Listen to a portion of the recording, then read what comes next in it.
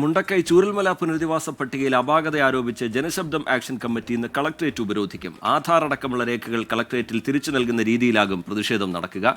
പട്ടികയിൽ പടവെട്ടിക്കുന്ന്, അട്ടമല, റാട്ടപ്പാടി, മുണ്ടക്കൈപ്പാടി എന്നിവിടങ്ങളിലെ ആളുകളെ ഉൾപ്പെടുത്തണം എന്നാണ് പ്രധാന ആവശ്യം. സുർജിത്ത് അയ്യപ്പത്ത് വിവരങ്ങളുമായി ചേരുന്നുണ്ട് വയനാട്ടിൽ നിന്ന്. സുർജിത്ത്, വിവരങ്ങൾ. റിജിത്ത്, ഇന്ന് രാവിലെ 9:30-ക്കാണ് സമരം തുടങ്ങുന്നത്. കൽപ്പറ്റ പഴയ ബസ് സ്റ്റാൻഡ് പരിസരത്ത് നിന്ന് മാർച്ചോട് കൂടിയാണ് ഈ ദുരന്തബാധിതരായിട്ടുള്ള ആളുകൾ ജനശബ്ദം ആക്ഷൻ കമ്മിറ്റിയുടെ കീഴിൽ കളക്ടറേറ്റിലേക്ക് എത്തുക.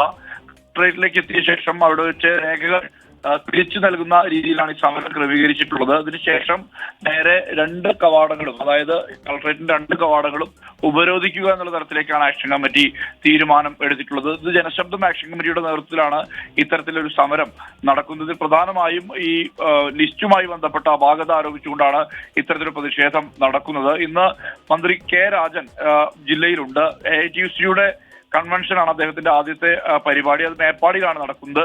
അതിനുശേഷം പ്രസ് ക്ലബിന്റെ മുഖാമുഖത്തിൽ കെ രാജൻ പങ്കെടുക്കുന്നുണ്ട്. ഇതിനുശേഷം ഉച്ചയ്ക്ക് ശേഷമാണ് കളക്ടറേറ്റിൽ അവലോകന യോഗം നടക്കുന്നത്. എന്തായാലും സർക്കാർ 27-ന് തറക്കല്ലിടൽ നടപടിയുമായി മുന്നോട്ട് പോകുന്നു.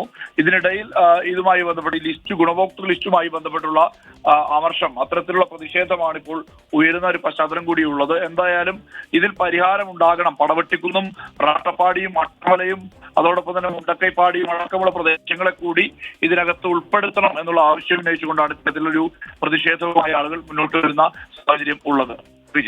സുർജിത്ത് അയ്യപ്പത്ത് വയനാട്ടിൽ നിന്ന് വിശദാംശങ്ങൾ നൽകുകയായിരുന്നു.